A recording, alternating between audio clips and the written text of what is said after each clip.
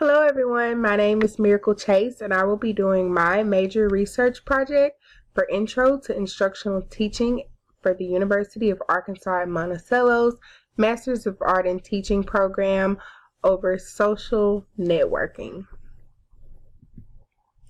So when we think of social networking, we want to think of social networking as a tool that all educators need in their educational journey.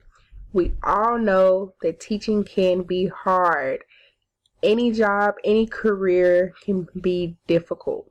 But what is the underlying factor that helps individuals get by and move up into their educational destiny or their professional destiny? That answer is social networking. We need to know how to social network in order to move up in our career, in order to meet new people, in order to gain knowledge and new resources. Social networking is key. For me and my own personal experiences, this was my very first year teaching full-time by myself this past school term. And I must say, it was very, very difficult. And if it was not for social networking, I have no clue where I would be right now. I often look back on the times where I was put in a situation where I had to social network. I had to get out there and talk to people and figure out what it is that I need to do to better my classroom and my teaching styles as an educator. A while back, I went to a conference in California for Summit Learning, and this was my school's first year doing Summit Learning curriculum. If you don't know what Summit Learning is, it's a computer-based curriculum that encourages students to be self-directed learners.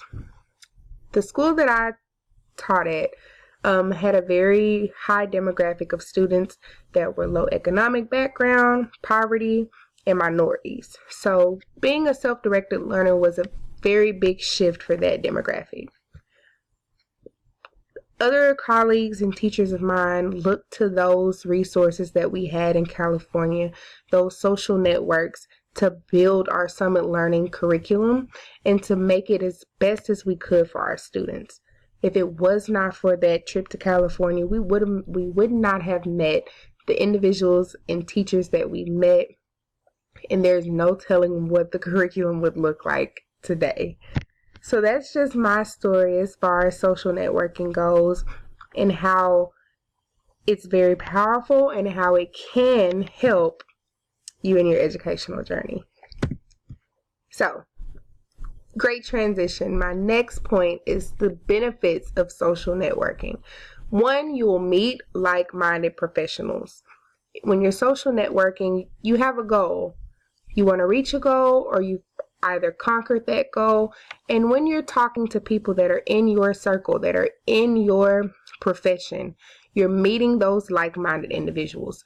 For example, let's say that you aspire to be an educator administrator one day.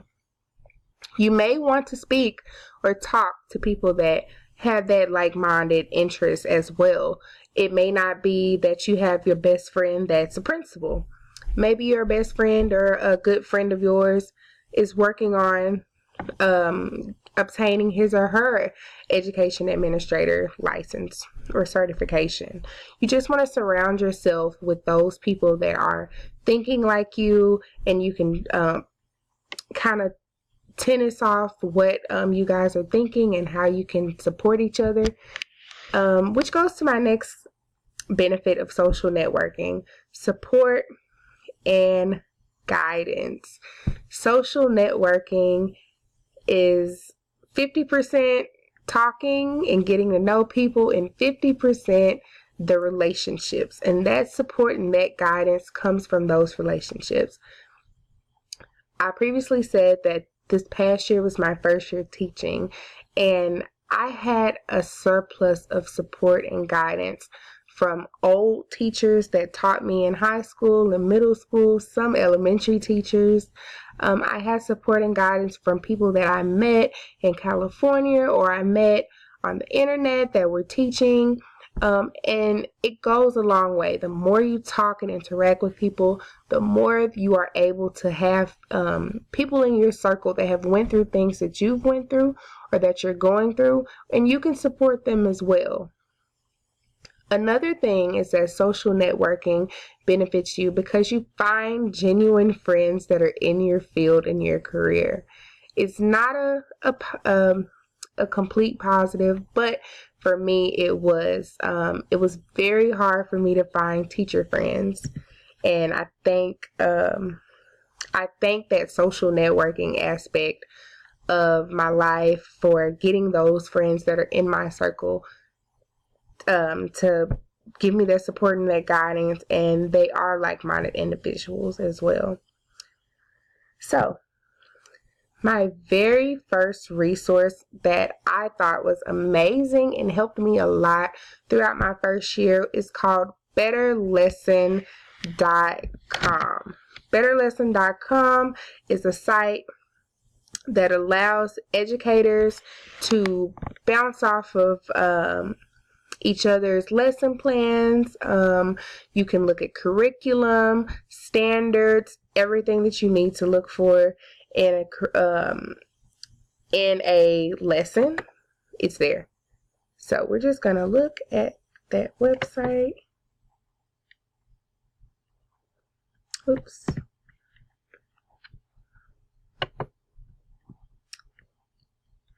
Okay. I think it's loading.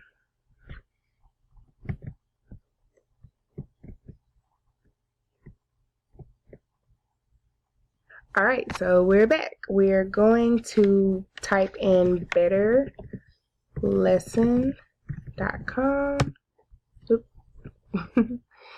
And it's right here, betterlesson.com. And Better Lesson is just, like I said, it's a website designed for educators to kind of bounce off each other's ideas and previous lessons that they may have taught in the classroom, and you can use it. So you can just sign up on betterlesson.com and find those resources. So it's really simple to sign up. My computer is going insanely slow, but here we go. So betterlesson.com, for example, we have Recipe for Fiction. So this is a 6th grade ELA lesson. It's a kick it up a notch with the right ingredients for fiction. So like I said, there's plenty of lessons. I used this website so much when there were times where I didn't really know how to kickstart a lesson, or if I didn't know how to deepen my students' knowledge. So for example, since I taught science, we'll go here. What are waves? So when you click on a lesson, you can actually search one as well. You can favorite it, you can share it, email it to yourself, and it's so specific and so quick and easy to use. I completely recommend it to any educator. So for example, we're on What are Waves. And if you're looking at What are Waves,